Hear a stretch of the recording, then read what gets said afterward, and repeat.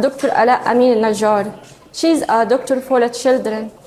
She treats children, and in a moment, her daughters and her sons, with her hand, died. Yahya, Sidra, Luqman, Sadin, Rival, Jubran, all of them died between his hand. Nearby, also in the city of Khan Yunis, another family lost their loved ones in an Israeli airstrike. Today, there is a report in Asharq al-Aswat. That is an Arabic language media outlet. They also publish in other languages, but in the Arabic Asharq al-Aswat, it's published in London, but it's owned and operated by the Saudis. It's owned by a member of the Saudi royal family. There's a report today that sources within Hamas say that there is an economic crisis happening within the organization as a result of Israel's renewed offensive.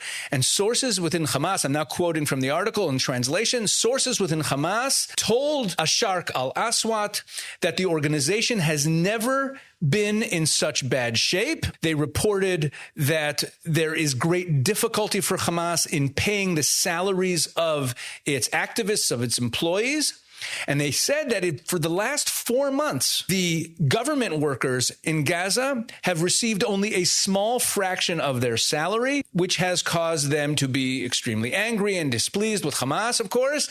In addition, they said that there is an administrative vacuum in the governance of Gaza because Hamas doesn't have people who can step into leadership roles anymore.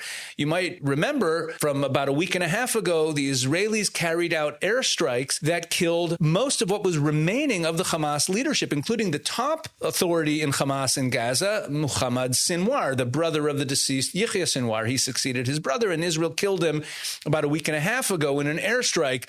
So Hamas is experiencing this crisis. Here we have a report in an Arab paper backed by the Saudis that Hamas is in crisis. They're going broke. They haven't been able to pay their employees. Their employees are not happy with them. And it specifically points out that they couldn't pay the civil servants in Gaza their salaries as a result of what the Israelis are doing. So here we see that the governing ability of Hamas in the Gaza Strip is in crisis right now, and this is only good news. But I bring up the fact that this was published by a Saudi-owned media outlet because of a report that we saw last week. Just a few days ago, Saudi Arabia and France issued a joint statement calling for the disarming of Hamas, completely disarming them. And according to one Saudi source quoted here, the objective is to transform the group into a purely political entity that can still play some role in future Palestinian governance. Put this into context. France, together with the United Kingdom and Canada, said about a week and a half ago that they were going to recognize a Palestinian state sometime in June.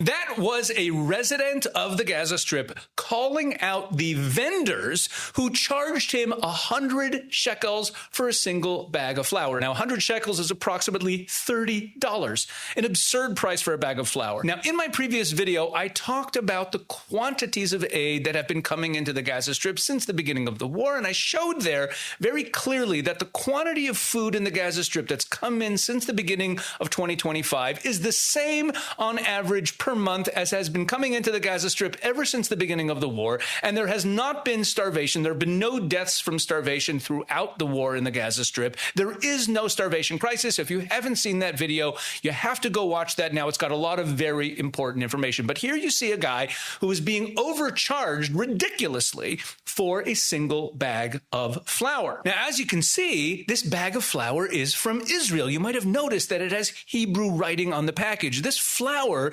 comes in as part of the humanitarian aid. Now, not only is $30, 100 shekels, an absurd price for a 1 kilo bag of flour, the truth is this guy shouldn't be charged for this bag of flour at all. It shouldn't be costing him anything. The humanitarian aid is supposed to be distributed for free. Have a look at this clip from a Gaza marketplace from just a week ago. السلام عليكم يا حبايبي. زي ما انتم شايفين اليوم انا مارر في السوق لقيت علبة زي هيك معلبات. هذه دجاجة كاملة يا اخوان، وهذه تعتبر مساعدات. طبعا ما حدش في غزة اخذ مساعدات من الاشياء هذه، من هذه المعلبة، وهي مكتوبة غير مخصصة للبيع. Now, as you can see, this can with a chicken in it is being sold for 300 shekels. Now, 300 shekels is about $85, and the can is marked not for sale. המחסור בקמח הוא שיחת היום בעזה, ובזמן שזה קורה, הסוחרים ברצועה ממשיכים במנהג המגונה שלהם. לאגור סחורה ולחכות להתייקרות המחירים, או למכור אותה במחיר מופקע. אתמול לתושבים בדיר אל-בלח נמאס, והם פרצו למחסן הקמח של אחד הסוחרים המקומיים.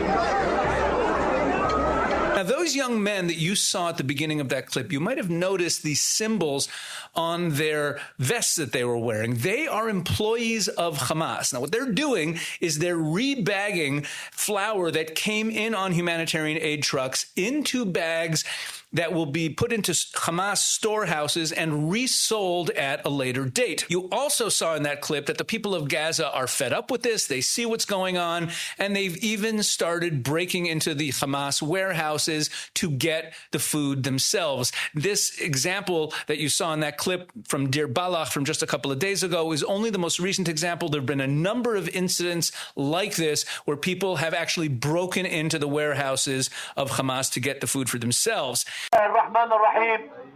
رسالة من قطاع غزة للتجار لنعنهم الله. هدول التجار ظلمة مجرمين، لازم الله يحرقهم. اللي بيغلوا الأسعار على المواطن قاعدين. البضاعة بينت اليوم، السكر، الرز، السيرج. ليش تبينوها؟ عشان سمعتوا المعبر بده يفتح. يا ولادي خافوا الله، خافوا الله يا تجار، وحبوا بعض.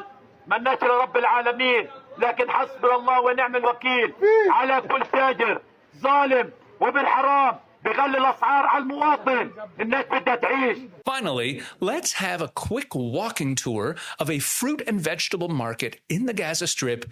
This footage was taken 3 days ago. الصعبة اللي احنا بنعيشها في قطاع غزة، والوضع الصعب اللي احنا قاعدين بنعنده، والمجاعة الحقيقية في غزة. اليوم يا جماعة جايينكم نورجيكم أسعار الخضرة عندنا في قطاع غزة. السلام عليكم. بدك تحكي لنا اليوم أسعار الخضرة. كم الطماطم اليوم؟ البندورة يا جماعة 35. الفلفل بس بسرعة 8 يعني الكيلو 28 شيكل. البطاطا 38. طب البطاطا. Bottom line, as I said in my previous video, and again, if you haven't watched that video, go back and watch it. It's got a lot of important information. But as I said there is no problem of lack of food in Gaza. Once again, bottom line, there is no starvation in Gaza. There is no famine in Gaza. It's tragic that President Trump has fallen prey to this false messaging and this blood libel against Israel. The UN's own numbers support the fact that there is no famine in Gaza, but they want to give the impression that there's a famine in Gaza, and that's why they put out reports that say things like risk of famine or famine looms.